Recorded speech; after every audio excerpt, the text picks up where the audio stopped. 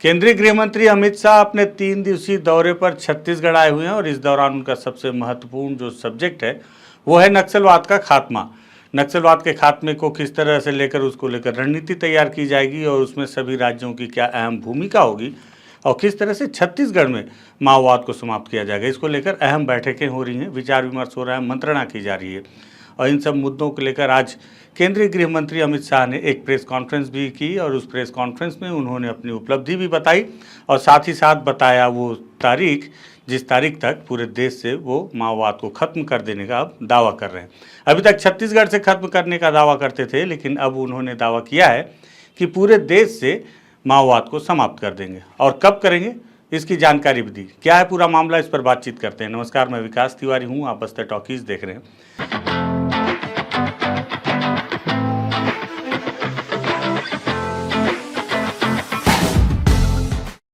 दरअसल आज अमित शाह जब पूरे दिन भर की बैठकें पूरी की और उसमें आसपास के जो छत्तीसगढ़ और आसपास के जो भी राज्य हैं उन राज्यों के डीजीपी को भी बुलाया गया था और साथ ही साथ छत्तीसगढ़ के भी डीजीपी थे और सुरक्षा के अधिकारी थे तमाम, और जो गोपनीय जो विभाग हैं उनके भी अधिकारी थे।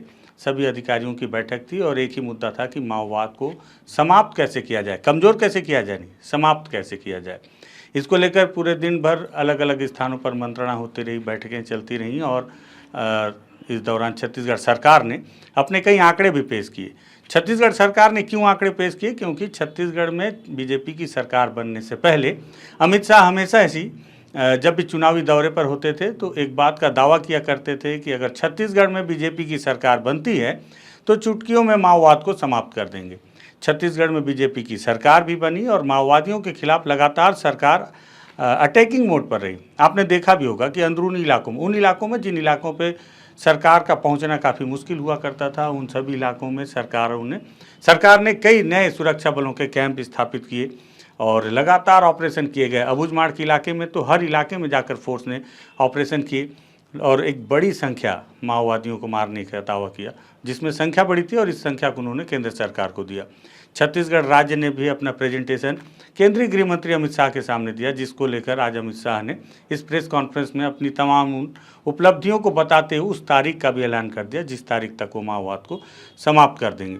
उन्होंने उपलब्धि के तौर पर क्या बताया, उस सारी उपलब्धियों को मैंने इस कागज़ में लिख रखा है, इसलिए इसे पढ़ रहा हूँ ताकि आपको भी मैं विधिवत बता सकूं कि आखिर अमित शाह ने छत्तीसगढ़ में दौरे के दौरान जो मंत्रणा की, जो विचार विमर्श किया और जो निष्कर्ष पर पहुँचे कि कब तक माओवाद को समाप्त कर देंगे, जो दावा किया, किस आधार पर किया, क्यों बोल रहे हैं, कैसे ख़त्म कर देंगे।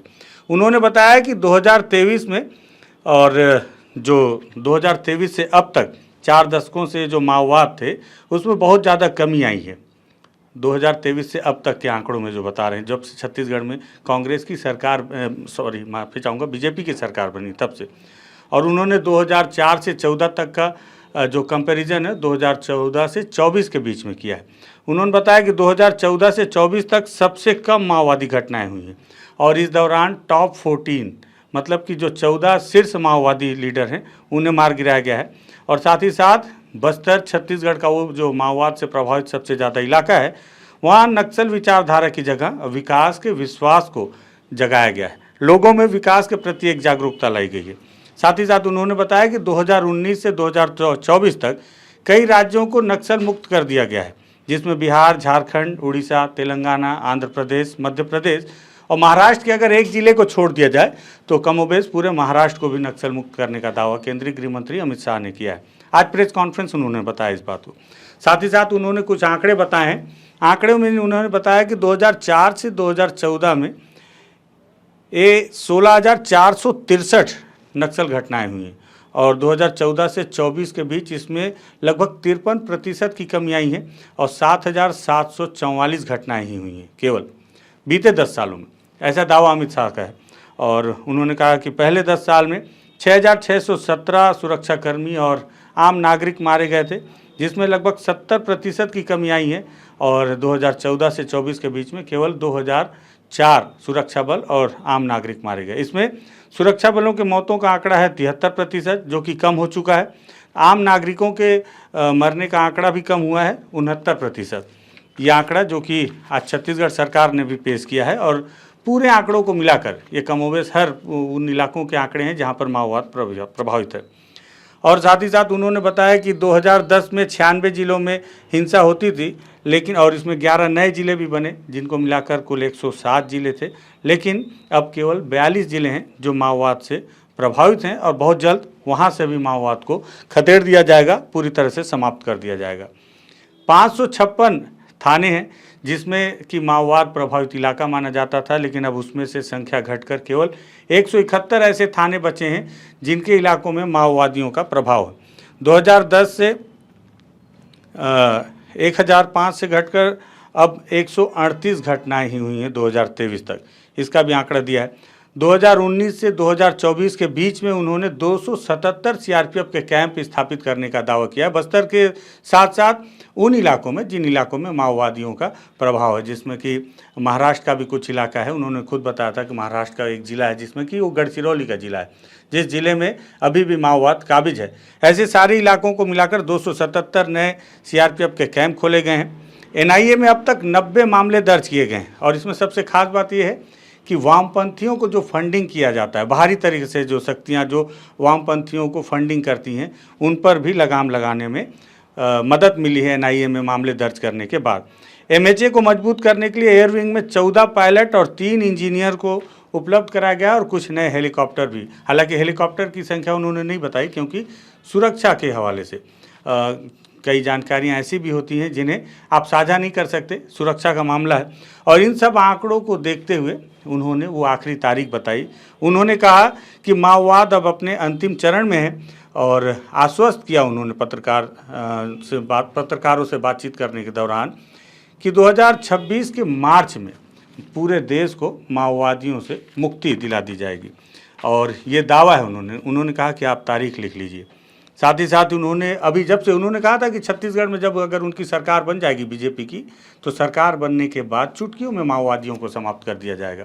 सरकार बनी और गृह मंत्री ने चुटकियां बजाना भी शुरू कर दिया, और उन्होंने चुटकी बजाने के बाद जो परिणाम आए वो आंकड़े बताएं। उन्होंने बताया कि 175 माओवादी मारे गए हैं जब से छत्तीसगढ़ में बीजेपी की सरकार बनी है। साथ ही साथ 559 माओवादियों को गिरफ्तार किया गया है, 540 माओवादियों ने आत्मसमर्पण कर दिया गया है, और इसके साथ ही साथ 47 नए स्पेशल फोर्स के कैंप स्थापित किए गए हैं। और यहाँ तक कि मुस्कुराते हुए अमित शाह ने यह भी कहा कि उनके गृह मंत्री, मतलब कि छत्तीसगढ़ के गृह मंत्री विजय शर्मा हिड़मा के गांव पहुंच गए। हिड़मा अपने आप में वो माओवादी हैं जिनकी चर्चा देश ही नहीं विदेश में भी होती है।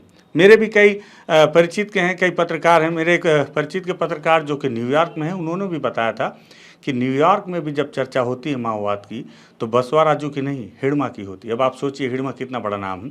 और हिड़मा का गांव पुअर्ती, जो कि सुकमा जिले में स्थापित है और स्थित है, उस गांव में कौन पहुंचा? गृह मंत्री विजय शर्मा।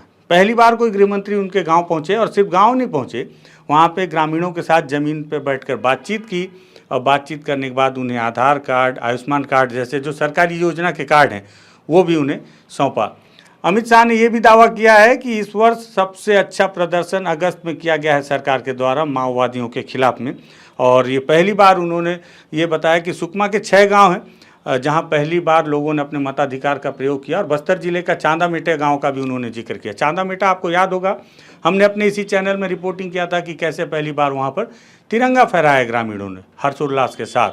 तो उस गांव में पहली बार ग्रामीणों ने अपने मताधिकार का प्रयोग किया, उस बात का भी जिक्र अमित शाह ने अपनी इस बातचीत में किया।